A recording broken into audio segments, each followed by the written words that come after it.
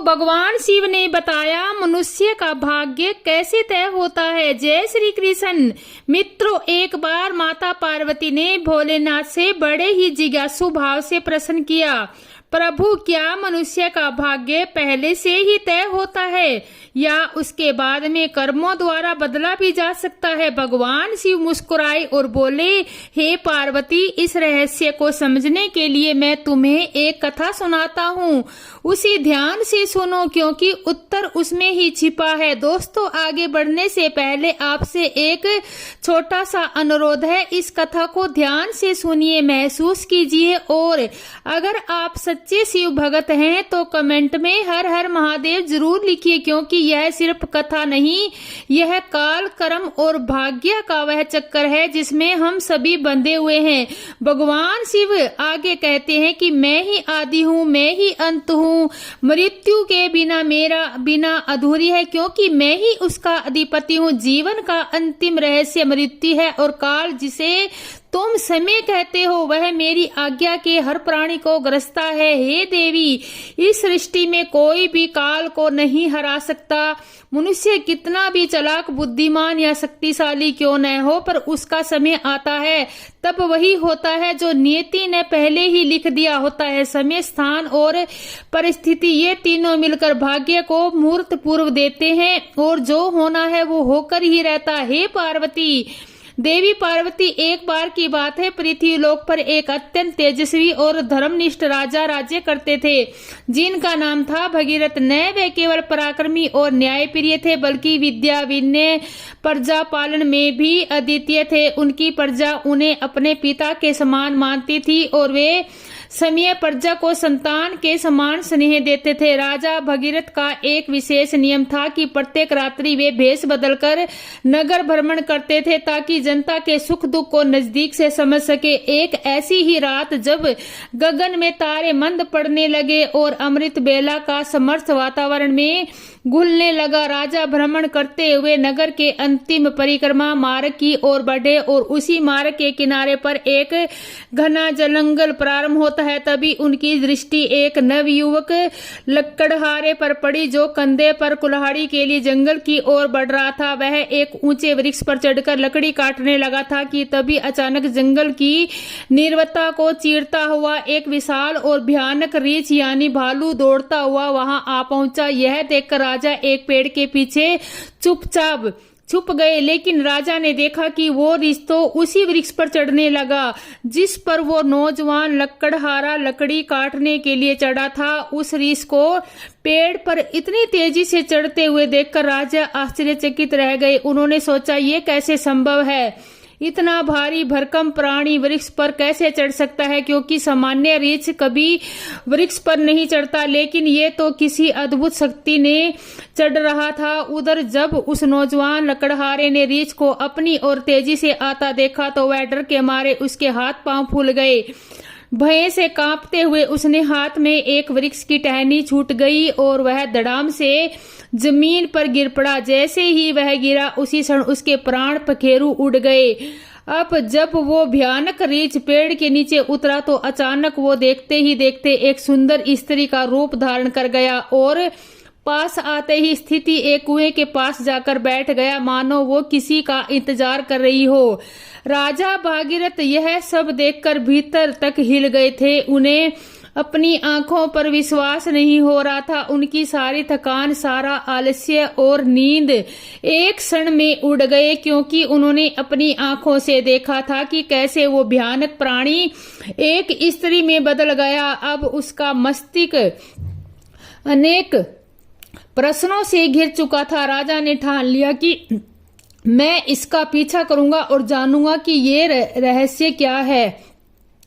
वे दूर खड़े होकर उस स्त्री को दृष्टि टिकाए देख रहे थे कि अब वो क्या करती है। थोड़ी ही देर में राजा के 2 सिपाही जो रात्रि गश्त पर थे वहां से गुजर रहे थे। संयोग की बात यह थी कि वे दोनों सगे भाई थे। जब छोटे भाई की दृष्टि उस कुएं के पास बैठी स्त्री पर पड़ी तो उसने देखते ही वो उसके रूप पर मोहित हो गया और वह बोला, भैया, वो जो सुंदर कन्या वहां बैठी है ना, उसे देखते ही मेरे हृदय में प्रेम जाग उठा। मेरा मन कहता है कि वही मेरी योग्य वधू है, मैं उसी से विवाह करना चाहता हूँ। बड़े भाई ने जब उसकी बात सुनी तो उसने भी कन्या की ओर देखा और वह भी उसी क्षण उसके सौंदर्य पर मोहित हो गया। और बड़ा भाई भी बोला, अरे छोटे बड़े भाई के होते हुए तू कैसे विवाह कर सकता है? तू मुझसे बड़ा है, मैं तुझसे बड़ा हूँ और मुझ में तो उसके प्रेम हो गया है, इसलिए विवाह मैं ही करूंगा। अब छोटा भाई बोला, भैया लेकिन पहले मैंने उसे देखा, इसलिए विवाह का अधिकार मेरा है। अब दोनों भाई आपस में विवाद करने लगे। तभी बड़े भाई ने समझदारी दिखाते हुए कहा, हम व्यर्थ ही झगड़ रहे हैं, क्यों ना हम इस कन्या से ही पूछ ले कि वो हम दोनों में से किसे पसंद करती है। वो जिससे विवाह करना चाहे हम दोनों उसे स्वीकार कर लेंगे। यह निर्णय लेकर दोनों भाई उस सुंदर कन्या के पास पहुंचे। बड़े भाई ने पूछा, हे सुंदरी, आप कौन हैं और यहाँ पर क्या कर रही हैं? तब उसने पूछने पर वो स्त्री मधुर स्वर में बोली, भैया मेरा नाम रूपा है, मैं पास ही के गांव में रहती हूँ, मैं अपने पति की तलाश में इस जंगल में भटक रही हूँ। फिर छोटा भाई बोला, क्या हुआ, हमें बताओ, तुम्हारा पति कहाँ है? हम दोनों मिलकर उसकी खोज में तुम्हारी मदद करेंगे। तब रूपा ने हल्की सी मुस्कान के साथ शर्माते हुए कहा, अरे नहीं, अभी तो मैं कुंवारी हूँ, मैं एक योग्य वर की तलाश में निकली हूँ और इस संसार में मेरा कोई नहीं है। एक माँ थी, वह भी कुछ दिनों पहले चल बसी। इस पर छोटा भाई उत्साही होकर बोला, वाह कितना सुंदर संयोग है, हम दोनों भाई भी अविवाहित है, यदि तुम चाहो तो हम दोनों में से किसी एक से विवाह कर सकती हो। तब मुस्कुराते हुए उस लड़की ने कहा, मुझे तो आप दोनों ही पसंद हैं, आप ही तय कर लो कि मैं किसके साथ विवाह करूं। तब बड़े भाई ने कहा, हम दोनों भी इसी उलझन के साथ तुम्हारे पास आए हैं, अब क्या करें? तब लड़की बोली, तो ठीक है, इसका निर्णय मैं ही कर लेती हूँ, मैं तुम दोनों में से एक से विवाह करूंगी, लेकिन मेरी एक शर्त है। दोनों भाई एक साथ बोले, बोलो हमें क्या करना है? तब वो कुंवारी लड़की बोली, तुम दोनों में से जो भी अधिक बहादुर और शक्तिशाली होगा मैं उसी से विवाह करूंगी। इतना सुनते ही दोनों भाई समय को एक दूसरे से श्रेष्ठ और बलवान सिद्ध करने की इच्छा से आपस में युद्ध करने लगे। लड़ते लड़ते उन्होंने अपनी तलवारें निकाल ली और छोटे भाई ने बड़े भाई के पेट में तलवार घुसा दी और वहीं बड़े भाई ने भी पलटवार करते हुए छोटे भाई का गला काट दिया। इस प्रकार तड़प तड़प कर दोनों भाइयों ने अपने ही हाथों से प्राण गंवा दिए। तभी वह लड़की जोर से हंसने लगी और वहां से उठकर घने जंगल की ओर चल दी। वहीं दूसरी ओर राजा को एक और गहरा सदमा लगा। उन्होंने सोचा, इस स्त्री ने क्या कर दिया, यह तो कोई छलावा थी, अब यह आगे क्या करेगी, मुझे देखना चाहिए। ऐसा सोचकर राजा भी कुछ दूरी बनाकर गुप्त रूप से उसके पीछे चल दिए। मित्रों, अब सूर्य भगवान पूरी तरह उदय हो चुके थे, किंतु राजा भगीरथ एक रीछ के वृक्ष पर चढ़ने और फिर एक सुंदर कन्या के रूप में बदल जाने की विचित्र घटना को अपनी आंखों से देखकर भीतर से हिल चुके थे। अब उन्हें ना भूख का ध्यान था, ना प्यास का और ना ही राजपाट का। उन्हें तो केवल उस रहस्यमयी लड़की के विषय में जानने की तीव्र जिज्ञासा थी। राजा उस सुंदर लड़की का पीछा करते हुए सावधानी पूर्वक लगभग 2 कोस दूर तक आ गए। उसने राजा के आश्चर्य की सभी सीमाएं तोड़ दी, क्योंकि देखते ही देखते वह स्त्री अब फिर अपना रूप बदलकर एक जहरीले नाग में बदल गई और वो नाग बहुत तेजी से रेंगता हुआ आगे बढ़ने लगा। कुछ ही दूर एक नदी बह रही थी। वो नाग नदी के किनारे पहुंचा और राजा की आंखों के सामने ही नदी में कूद पड़ा। नदी में एक नाव चल रही थी जिसमें 10 लोग सवार थे। वो नाग उसी नाव की ओर बढ़ा। राजा भगीरथ किनारे खड़े होकर यह सब देख रहे थे। नाग के नाव में कूदने से ही उसमें अफरा तफरी मच गई। लोग डर के मारे अपनी जान बचाने के लिए नाव से पानी में कूदने लगे। इस भगदड़ में नाव भी पलट गई और जो लोग तैरना जानते थे वे किसी तरह नदी के बाहर निकल आए, लेकिन जो तैरना नहीं जानते थे वह डूबकर अपनी जान गंवा बैठे थे। थोड़ी ही देर बाद वो नाग नदी से बाहर निकला और किनारे किनारे आगे बढ़ने लगा।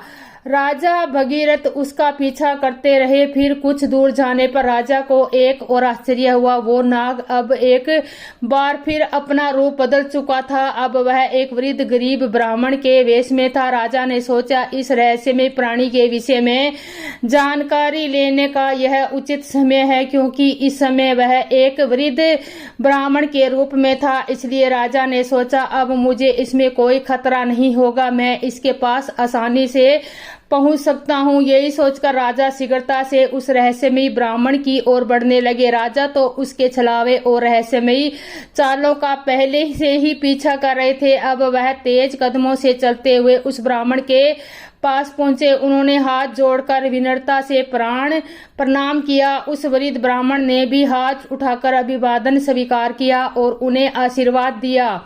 तब राजा ने समीप जाकर पूछा, हे ब्राह्मण देव, आप कौन हैं? तब उस ब्राह्मण ने बड़े आश्चर्य के साथ उत्तर दिया, क्या तुम्हें दिखाई नहीं देता? मैं एक ब्राह्मण हूँ और साथ ही एक वैद्य भी।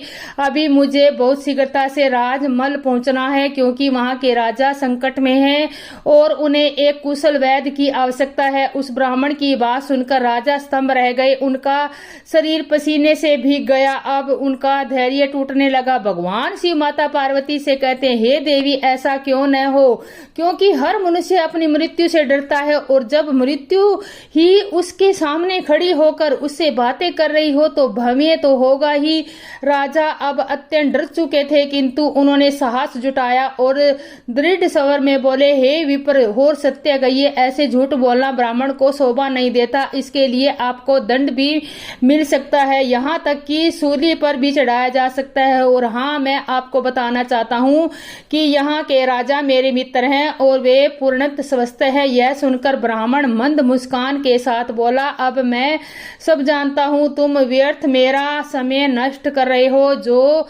मैं जो भी हूँ उससे तुम्हें क्या लेना देना, तुम अपने काम से काम रखो। राजा ने अब अपनी आवाज ऊंची करते हुए कहा, हे ब्राह्मण, आप सुनो, अस्त्य बोल रहे हैं, आप ब्राह्मण नहीं है, आप तो नहीं है जो प्रिय प्रीतम हो रहे हैं। जब तक मैं सच्चाई नहीं जान लेता तब तक मैं आपका पीछा नहीं छोड़ सकता, आपको सच बताना ही पड़ेगा। फिर से मंद मुस्कान के साथ वो ब्राह्मण बोला, हे युवक, मैं एक ब्राह्मण ही हूँ, मुझे जाने दो, नहीं तो यहाँ के राजा की मृत्यु का कारण तुम बनोगे और इसका पछतावा तुम्हें जीवन भर रहेगा। ब्राह्मण के मुख से ऐसी बातें सुनकर राजा को क्रोध आ गया। उन्होंने अपनी गुप्त तलवार निकाल ली और बोले, अब आप झूठ नहीं बोल सकते, मैं तब से आपका पीछा कर रहा हूँ। जब आप रीछ का रूप धारण किए हुए थे, आपने उस युवक लकड़हारे को मार डाला, फिर एक सुंदर स्त्री बनकर दो सिपाही भाइयों को एक दूसरे के हाथों मरवा दिया। आप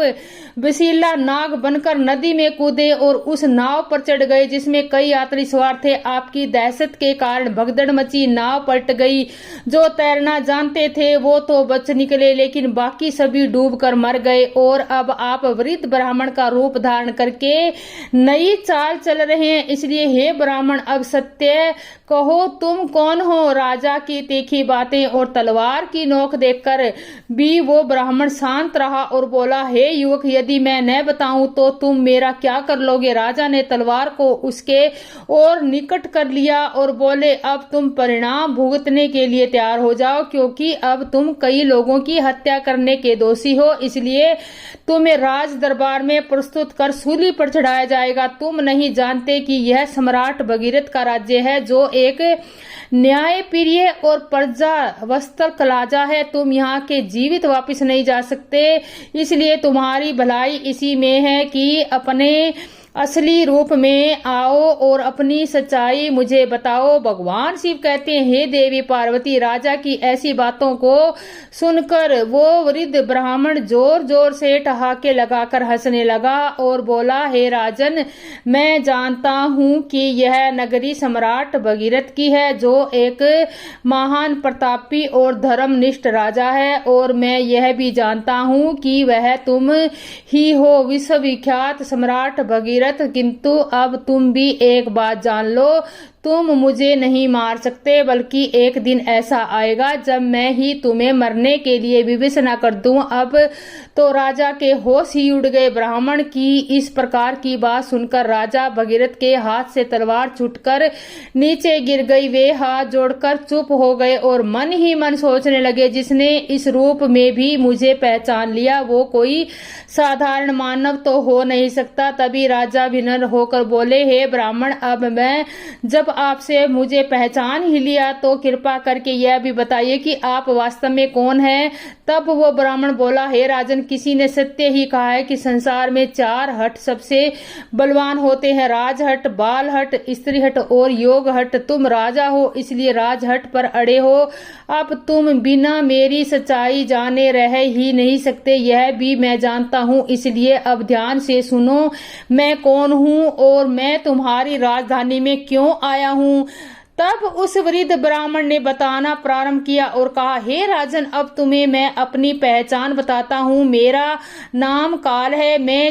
तुम जानते हो कि संसार में कितने भी प्राणी जन्म लेते हैं उनकी मृत्यु निश्चित होती है। इसलिए इस धरती पर जो मृत्यु लोक कहा जाता है, तब कोई प्राणी माता के गर्भ में आता है तो उसी समय उसका भाग्य लिखा जाता है। नियति के अनुसार आत्मा शरीर में प्रवेश करती है और वह जीवित होता है। उसी क्षण उसकी मृत्यु का समय, स्थान और कारण भी विधाता द्वारा निश्चित कर दिया जाता है। जब किसी प्राणी की मृत्यु का समय आता है तो भगवान शिव की धर्मराज को इसकी सूचना देते हैं, क्योंकि सभी प्राणियों की मृत्यु का निर्णय शिव जी के पास होता है। धर्मराज शिव जी ने आज्ञा प्राप्त करके मुझे यानी काल को आदेश देते हैं कि अब जाओ और उस प्राणी के प्राण हर लो। तब मैं मृत्यु लोक में आता हूँ। मुझे पहले से पता होता है कि किस प्राणी की कब, कहाँ और कैसे मृत्यु होगी, इसलिए मैं उस प्राणी को निश्चित समय पर निश्चित स्थान पर पहुंचा देता हूँ, वहां जहां उसकी मृत्यु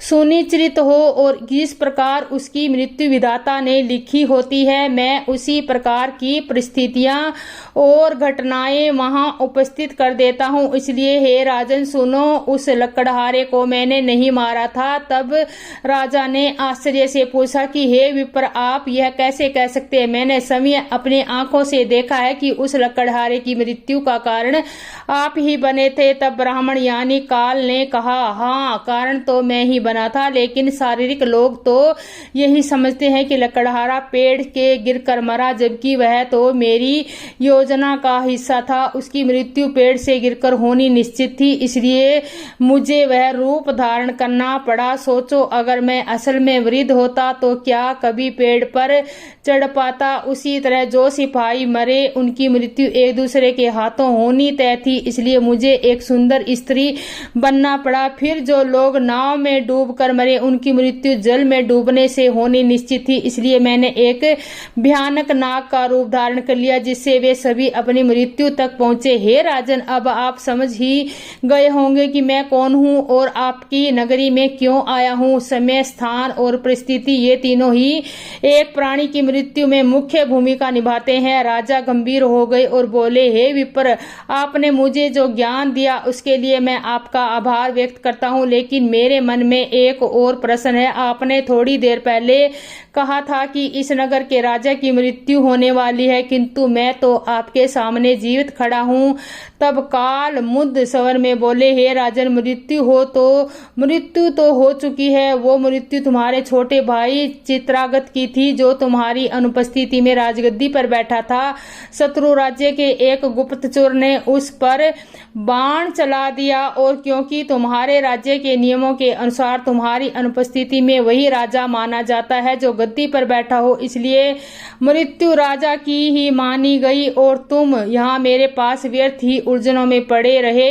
भगवान शिव कहते हैं, हे देवी पार्वती, जब राजा भगीरथ को यह ज्ञात हुआ वो तो बहुत दुखी हुए और सोचने लगे, मैंने ये क्या कर दिया। तब ब्राह्मण रूपी काल ने कहा, हे राजन, यह सब तो पूर्व निर्धारित था। तुम तो केवल इस नाटक में एक पात्र हो। जो होना होता है वह होकर ही रहता है। अब शौक करने की कुछ भी नहीं बदलेगा। तुम्हारी आयु अभी शेष है। अब तुम लौट जाओ और अपना राज्य संभालो। तब राजा बोले, यमदूत मुझे क्षमा करे, मैं आपको पहचान नहीं सका, लेकिन अब मैं एक अंतिम प्रश्न पूछना चाहता हूँ, क्या आप मेरी मृत्यु के विषय में बता सकते हैं? तब ब्राह्मण मुस्कुराते हुए बोले, पूछो राजन, मैं तुम्हारी शंका दूर कर दूंगा। तब राजा बोले, क्या आप मुझे यह बता सकते हैं कि मेरी मृत्यु कब होगी? तब यमदूत ने कहा, नहीं, एक सामान्य व्यक्ति के लिए यह बात जब तक गुप्त रहती है तभी तक वह इस संसार में विलीन होकर जी सकता है, अन्यथा वो मृत्यु से पहले ही पल पल तड़प तड़प कर मरता है, क्योंकि चिंता और चिता में कोई अंतर नहीं है। चिता तो केवल एक ही बार सबको भस्म कर देती है, किंतु चिंता हर पल मन में और शरीर में जलाती है। लेकिन राजा के घोर हट के कारण ब्राह्मण ने कहा कि हे राजन, जिस प्रकार से तुमने मेरे साथ रहकर दूसरों की और अपने छोटे भाई की मृत्यु के विषय में सुनकर भी धैर्य नहीं छोड़ा, मुझे प्रतीत होता है कि तुम एक ज्ञानी और धैर्यवान पुरुष हो, इसलिए मैं तुम्हें तुम्हारी मृत्यु के विषय में बताता हूँ। हे राजन, ध्यान पूर्वक सुनो, तुम्हारी मृत्यु आज से ठीक 1 वर्ष बाद सूली पर चढ़ाने से होगी, और विशेषतः यह मृत्यु इसी नगरी के भीतर तुम्हारे अपने राजमहल में ही घटित होगी। तुम इस मृत्यु को प्रसन्नता पूर्वक स्वीकार करना। इतना कहकर वो ब्राह्मण एक चील का रूप धारण कर वहां से उड़ गया, और दूसरी ओर राजा अपने महल लौटकर अपने छोटे भाई चिंद्रागत का अंतिम संस्कार करते हैं और राज्य कार्य को पुनः व्यवस्थित रूप से संभालने लगते हैं। धीरे धीरे वे यमदूत के साथ हुई सारी घटनाओं को भूलने लगते हैं। इसी तरह 6 महीने बीत जाते हैं और फिर एक रात अचानक राजा घबरा कर नींद से उठ जाते हैं। उन्हें मृत्यु की आहट महसूस होने लगती है। इस पर भगवान शिव कहते हैं, हे देवी, मनुष्य चाहे जितना भी निडर क्यों ना हो, परंतु जब उसे अपनी मृत्यु का पूरा अभ्यास हो जाए तो वह उससे बचने के लिए कोई ना कोई उपाय अवश्य ही ढूंढ निकालता है। राजा ने भी ऐसा ही किया। अगली सुबह राजा दरबार में अपने मंत्रियों से कहते हैं, मंत्रियों, एक भविष्यवाणी के अनुसार आज से ठीक 6 महीने बाद मेरी मृत्यु हो महल के सूली पर चढ़ने से होगी, अतः आप लोग कोई ऐसा उपाय खोजे जिससे यह मृत्यु टाली जा सके। कुछ समय बाद एक प्रमुख मंत्री ने सुझाव दिया, महाराज, यदि हम राज्य भर से सभी नुकीली वस्तुओं जैसे सूली, भाले, चाकू, कटार आदि का पूर्ण बहिष्कार कर दे और उन्हें राजनगर से बाहर निकाल दे तो शायद आपको सूली पर चढ़ाया ही ना जा सके। मंत्री की यह सलाह राजा को और अन्य समाधानों को बहुत पसंद आती है और वैसा ही करते हैं। दोस्तों, राजा भगीरथ अब थोड़े शांत हो जाते हैं, किंतु मृत्यु का भय उनके भीतर अब भी जीवित रहता है। इस भय से कारण अब उन्हें नींद नहीं आती और वे मन को बहलाने के लिए नए नए शौक अपनाने लगते हैं। इसी तरह दिन बीतते हैं और वह दिन भी आ जाता है जिसके अगले दिन भविष्यवाणी के अनुसार राजा की मृत्यु होनी थी। अब राजा और भी अधिक व्याकुल हो जाते हैं। उन्हें समझ में नहीं आता कि क्या करें। वे सोचते हैं, क्यों न आज की रात राजमहल से बाहर ही रहा जाए, तो हो सकता है यदि मैं महल में ना रहूं तो भविष्यवाणी झूठी साबित हो जाए। यह सोचकर वे मध्य रात्रि में एक गरीब भिखारी का भेष धारण कर चुपचाप महल से निकल पड़ते हैं और नगर की गलियों में घूमने लगते हैं। अब कई दिनों की नींद ना लेने के कारण वे थक जाते हैं। तभी वे एक घर में चुपचाप घुस जाते हैं। वो घर एक दर्जी का था जो राजा और रानी का विशेष वस्त्र सिलने का कार्य करता था। राजा उस घर में चुपचाप एक कोने में जाकर सो गए। अब रात्रि का अंतिम पहर बीत रहा था। राजमहल में किसी को यह ज्ञात नहीं था कि राजा कहाँ है, क्योंकि कई दिनों से वे अपने कक्ष से बाहर नहीं निकले थे। सब यही समझ रहे थे कि महाराज अभी भी अपने कक्ष में ही है, विश्राम कर रहे हैं। उधर उस दर्जी के घर में कुछ चोर आते हैं और राजा रानी के लिए सील रहे बहुमूल्य राजसी वस्त्र चुरा कर भाग जाते हैं। जब अगली सुबह दर्जी को यह घटना पता चलती है तो वह घर के कोने में सो रहे उस व्यक्ति को, जो कि राजा थे किंतु भिखारी के भेष में थे, चोर समझ बैठता है। बिना पहचाने वह राजा को बांधकर सीधे राज दरबार में ले आता है। अब राजमहल में राजा भगीरथ का पुत्र, जो अब युवावस्था में है, पिता की अनुपस्थिति में राज्य गद्दी पर बैठा था। उसने बिना जांच पड़ताल किए उस भिखारी को चोर मानकर सिपाहियों को आदेश दिया कि इसे सूली पर चढ़ा दो। यह सुनकर राजा चौंक कर उठ बैठते हैं। चारों ओर का वातावरण देखकर उन्हें समझ में आ जाता है कि वे स्वयं ही अपने पुत्र के द्वारा दिए गए मृत्यु के आदेश में फंस चुके हैं। यह वह दिन था जिसकी भविष्यवाणी 1 वर्ष पहले ब्राह्मण ने की थी। राजा ने तुरंत दरबार में अपने मंत्रियों को सारा वृतांत बताया और कहा, मंत्रीगण, हम एक धर्म संकट में हैं। ना तो मैं अपने पुत्र के आदेश का अपमान करना चाहता हूँ और ना ही मृत्यु का वर्ण करना चाहता हूँ। अब आप ही कोई उपाय बताइए। तब महामंत्री ने उस अर्जी को बुलाया और सभा को संबोधित करते हुए कहा कि राजन, आपके आदेश की मर्यादा बनी रहे और महाराज के प्राण भी सुरक्षित रहे, इसके लिए हम इन्हें सूली के स्थान पर एक सुई की नोक पर बैठा देते हैं। इससे आदेश की पूर्ति भी होगी और किसी की मृत्यु भी नहीं होगी। यह बात सभी को उचित लगी। समय के अनुसार राजा को सुई की नोक पर बैठाया गया, परंतु होनी को कुछ और ही मंजूर था। जैसे ही राजा